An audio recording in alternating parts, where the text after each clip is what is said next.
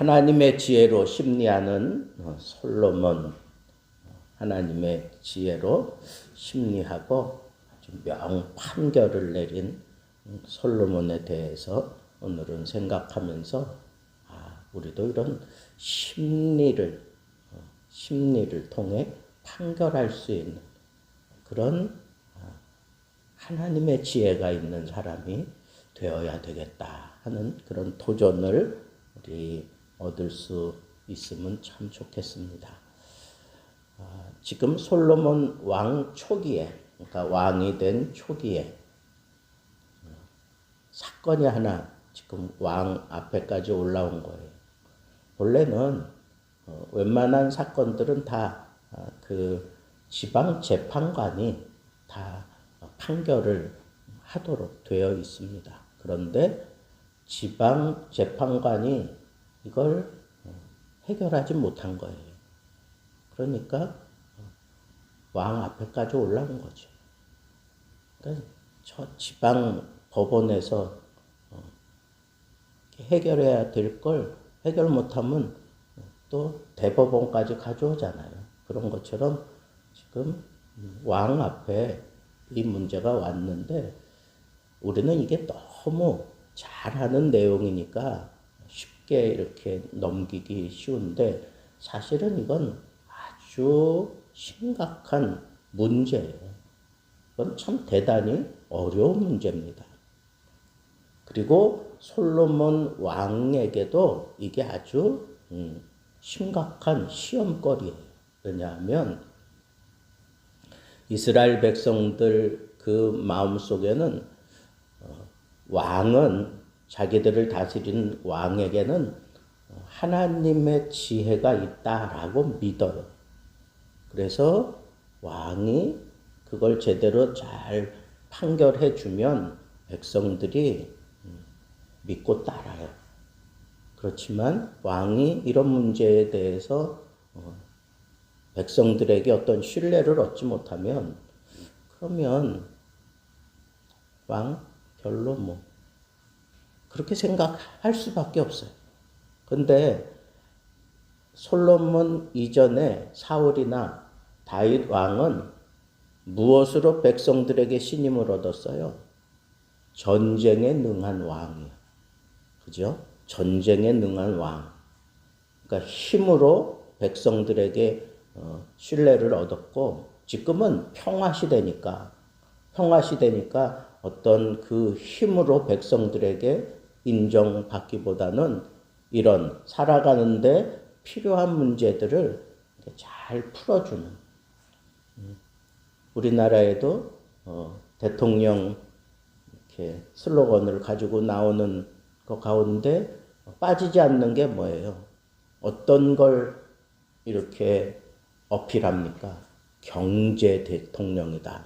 경제 문제를 어떻게 풀어갈 것인가? 이런 문제에 대해서 백성들이 납득할 만한 그런 문제를 던져주지 않으면 안 뽑는다는 거예요. 평화 시대에는 모든 백성들의 그 관심이 다 어디 있어요? 이 경제와 삶의 평안함이에요. 근데 그 삶의 평안함 문제를 다루는 게 뭐예요? 재판이거든, 재판. 그런데 오늘날 우리 한국에는 검찰 이런 판사, 검사, 변호사 이게 삶의 편리함과 어떤 경제의 어떤 그 꼬인 것들을 풀어주고 이런 것들로 인해서 어필이 되어지지 않고 이 권력과 이렇게 결탁을 하고 굉장한 어떤 힘을 가지고 있는 그런 모습으로 지금 우리에게 비춰지는데 본래의 기능은 전쟁 상황이 아니고 평안한 시대에는 어떻게 하면 백성들을 평안하게 해줄까? 그리고 어떻게 하면 백성들을 부유하게 해줄까? 그거 다루는 게 그게 재판이에요. 일천번제를 드리면서 사무엘이 아니라 솔로몬이 뭘 구했어요? 나에게 듣는 마음을 주사 백성들의 송사를 내가 잘 감당할 수 있는 그 하나님의 지혜를 달라 그랬잖아요. 그런데 지금 이 심각한 문제가 왕에게까지 올라온 거예요. 지방 재판관들이 감당할 수가 없어서 이 왕에게까지 이 문제가 왔으니까 솔로몬 입장에서는 이 문제를 정말 잘 풀어내야 백성들에게 지지를 받을 수 있는 그런 문제에 봉착하게 된 거죠. 근데 여러분, 어떤 문제가 지금 이 어려움을 가지게 하는 거예요? 이제 태어난 지 얼마 안 됐어, 아이들이. 그죠? 내가 아이를 낳는데 3일 후에 저 여인네도 아이를 낳고 얼마 되지 않아서 그 어미가 아이를 이렇게 깔아뭉갰어요. 잠자면서. 그러니까 그 아이가 질식사하고 죽은 거지. 근데 보니까 자기께 죽었으니까 얼마 전에 난 그 아이를 자기가 가져오고 자기 죽은 아이를 그 여인에게 한 집에 살면서 바꿔치기를 해놓은 거죠. 근데 목격자가 없어, 목격자가. 그렇잖아요. 이거 바꿔치기 하고 뭐 이런 목격자가 없는 거야. 근데 이스라엘 백성들은요, 여인들이 이 아주 건장하기 때문에 그 누구 이렇게 불러서 뭐 아기를 안 낳는데 그냥 자기가 낳고 자기가 이렇게 해결한대. 그냥 집안에서 그냥 그렇게 다 해결을 해요.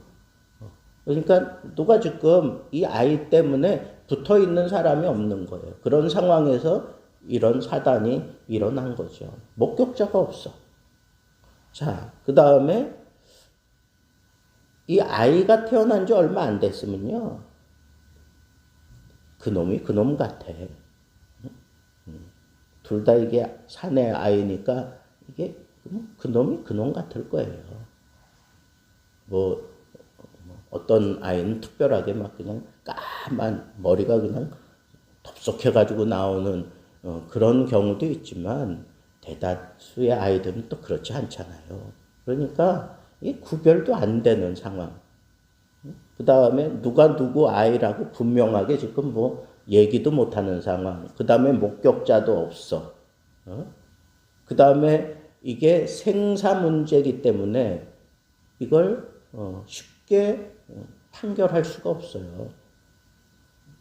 혹이라도 잘못하면 이 원망이 온 백성들에게 역으로 다 퍼져나갈 텐데. 그러니까 지방 재판관이 이걸 판단할 수가 없으니까 왕에게까지 올려보낸 거죠. 그런데다가 이 두 사람이, 어미라고 하는 두 사람이 와서 서로 내 거라 그러고, 산 자는 내 거고 죽은 자는 네 거다. 똑같이 그래, 똑같이. 똑같은 동일한 말만 계속 얘기하는 거예요. 근데 여러분, 그렇게 막 한 번씩 우겨대는 사람들 속에는 똑같은 말만 하는 사람들, 그 사람들을 얼레고 달래고 뭐 그거 어떻게 할 수가 없어요. 가만 생각해 보면 진짜 이게 난감한 거야. 그때 솔로몬이 어떻게 판결을 내립니까? 판결을 내리기 위해서 어떤 방법을 썼어요? 너희가 동일한 얘기를 한다. 산 자는 내 아이고 죽은 자는 네 아이다. 똑같이 그렇게 얘기하니까 그러면 좋다. 칼을 가져와라. 이렇게 칼을 가지고 와서 어리둥절했을 거예요. 그죠? 뭐 칼을 들이밀면서 너 똑바로 돼. 이게 정말 네 아이야? 뭐 그러려고 하는 건가? 뭐 그렇게 생각할 수도 있잖아요. 그 어미들은. 근데 생각지 않게 이 아이를 반으로 잘라라. 그래서 반반씩 나눠줘라. 그랬더니 정말 그 아이의 어머니는 마음이 불붙는 것 같다 그랬어요. 마음이 불붙는 것 같다. 왕의 명령이 떨어졌으니까 이거 정말 반으로 갈라야 되는 상황이 됐구나. 그렇게 생각하면서 이 내 아이가 죽는다라고 생각하니까 이 마음이 불붙는 거예요. 죽일 수는 없지. 그러면서 저 여인의 아이니까 아이에게 손을 대지 마십시오. 저 여인에게 이 아이를 주십시오. 근데 바꿔치기 한 엄마는 뭐라 그래요? 아니다. 왕이 명령한 대로 잘라서 우리 반반씩 나눠 갖자. 이런 식으로 얘기하는 거예요. 그러니까 솔로몬이 그 아이에게 손을 대지 마라. 저 어미가 진짜 아기의 어미다라고 그렇게 판결을 내렸어요. 그 이후로 그 판결에 대해서 뭐 아닙니다 뭐 이렇게 대드는 사람이 없잖아요. 그건 누가 봐도 저 여인이 진짜 엄마가 맞구나 라고 하는 것을 그 주변에 사람들이 많았을 거 아니에요. 그러니까 참 대단하다. 그 엄마의 마음을 끄집어낸 거예요. 엄마의 마음. 흉내낼 수 없는 자식을 향한 그 엄마의 마음을 솔로몬이 끄집어낸 거예요. 무엇을 통해서? 심리를 통해서. 심리를 통해서. 여러분, 재판에서 간단하게 이기는 방법은 증거를 들이미는 거예요. 근데 지금 증거를 들이밀 수 있는 상황이 아니니까 이제는 솔로몬이 생각할 때 이건 심리 재판을 해야 된다라고 그렇게 판단을 하고 어떻게 했어요? 이 아이를 반으로 갈라라.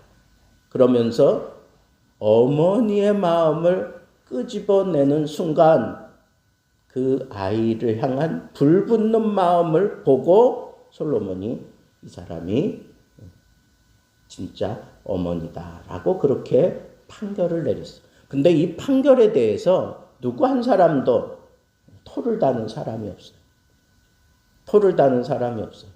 그리고 그렇게 판결 내리는 것을 보고 사람들이 두려워했다 그랬어요. 두려워했다 그랬어요. 두려워한다 하는 것은 경외한다는 거예요. 근데 솔로몬이 지금 약관이잖아요. 이 솔로몬 통치 초기니까 약관이란 말이야. 근데 그 약관 솔로몬을 백성들이 업수히 여기지 않고 함부로 대하지 않고 경외하는 마음을 가지게 되었다. 그게 두려워했다고 하는 마음이에요. 여러분, 오늘날 이 세계가 특별한 전쟁 상황에 돌입된 그런 나라 외에는 다 이 평화 시대에 살고 있는데 이 평화 시대에 진정한 통치자, 지도자는 이 심리를 통해서 재판할 줄 아는, 심리를 통해서 이 백성들을 이끌어갈 줄 아는 그런 지도자가 되어야 합니다. 이상하게 일찍 일어났어요. 제가 일찍 일어나서 설교 준비를 하면서 이렇게 유튜브가 이렇게 눈에 하나 걸리는 게 있어서 그걸 한번 이렇게 보니까 일본의 유명한 여배우가 우리 한국에 와서 이 대중교통을 이용하면서 놀란 점 두 가지를 얘기한 거예요. 첫째는 너무 편리하다는 거예요. 전 세계적으로 우리나라와 같은 이런 시스템이 없다는 거예요. 버스에서 지하철까지 다 통용이 되잖아.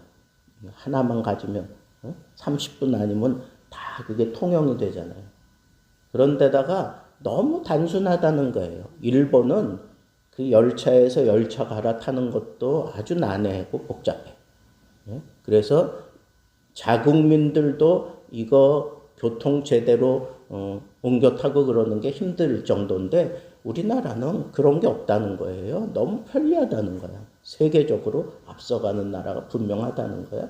또 하나는 뭐냐 하면 자기가 버스를 타거나 지하철을 타고 갈 때에는 거기 교통 약자석이라는 게 있잖아요. 그죠? 약자석이 있고 또 임산부석이 있고 일본에도 그런 게 있대요. 근데 비어있는 좌석이 없대요. 임산부가 거기 앉고 약자가 거기 앉는 게 아니야. 근데 우리나라는 어때요? 뭐 콩나물 같이 그래도 그 자리는 남겨두더라고. 안 앉아 누가. 정말 뭐 임산부나 아니면 약자가 앉기 전에는 거기 안 앉아요. 아니 저도 이제는 머리가 희끗희끗하고 그래서 이렇게 타고 가면은 뭐 이렇게 가방 들고 그러면 일어나 벌떡벌떡 애들이 일어나고 여기 앉으시라고 아니다. 아직 젊다 그러고 내가 일어나지 못하게 하고 그러는데 저도 그 노인들 앉는 자리 있잖아요. 경로우대서 거기 앉으려면 사람들 눈치를 보고 앉아.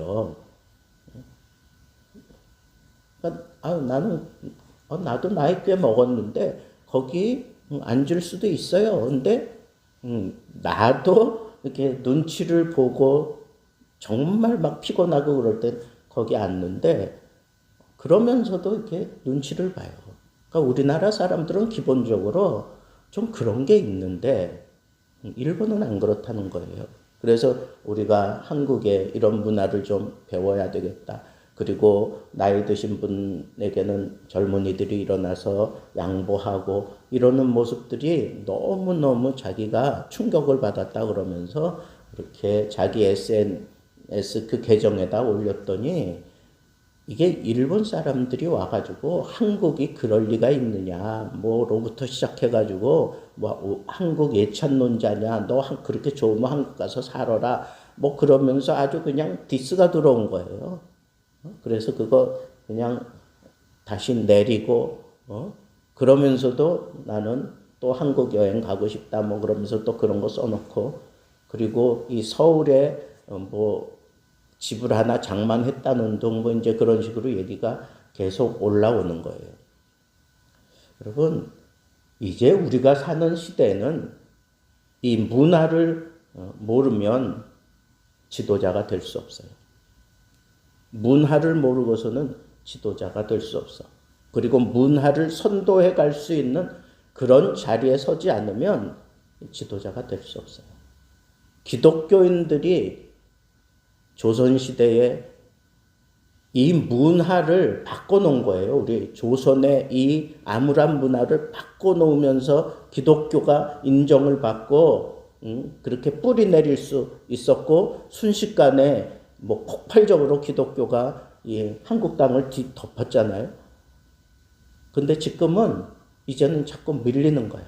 기독교가 자꾸 밀리고 요즘에 뭐 메타버스 기독교에서도 자꾸 이제 거기에 관심을 가지고 있는데 그 얘기를 들어보니까 거기 뭐 내 아바타를 거기 하나 심어 놓는 거더만 이렇게 쭉 설명을 들어보니까 그래서 이 아바타가 돌아다니면서 신방도 하고 상담도 해주고 뭐 어떻게 뭐 그렇게 하는 거라고 얘기를 그 아바타 그 만드는 사람이 지난 극동방송 조창기도에 와서 같은 식탁에서 이렇게 가서 음식을 나누면서 그런 대화를 했는데 그런 거더라고. 근데 우리는 지금 그런 거에 대해서 기독교인들이 별로 관심이 없잖아. 특별히 교회를 지키고 있는 이 기성세대 나이 든 사람들은 그런 거 아바타 뭐 생각이나 합니까? 메타버스 이런 거 생각이나 해? 근데 요즘 젊은이들은 게임을 하면서 다 그걸 경험하고 거기에 익숙해져 있는데 젊은이들을 어떻게 할 거냐 이거. 앞으로 교회가 이 젊은이들을 유치하려면 그런 거 모르고서는 이끌어갈 수 없다는 거예요. 이제는 신학교에도 뭐 메타버스 뭐 이해할 수 있는 그런 과목이 생기고 막 이래야 될 것 같아요. 그런 거 없이 어떻게 우리가 이 세대의 기독교를 정착시킬 수 있느냐고. 젊은이들을 우리가 정말 품어 안으려면 그런 꿈을 꾸는 사람들이 교회 안에 많이 일어나야 된다.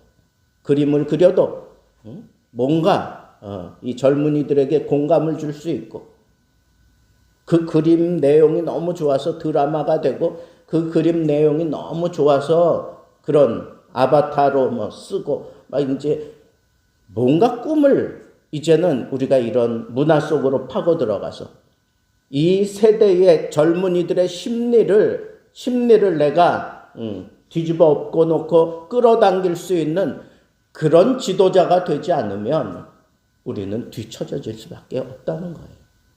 솔로몬이 그 당대에 이 아이 판결을 할 때 심리를 가지고 명재판을 만들어냈기 때문에 그의 치세가 탄탄해질 수 있는 그런 기회가 되었던 것처럼 우리 교회도 꿈을 가지고 이제 이런 심리를 다룰 줄 아는 그런 꿈을 가진 지도자들이 많이 일어나야 돼요.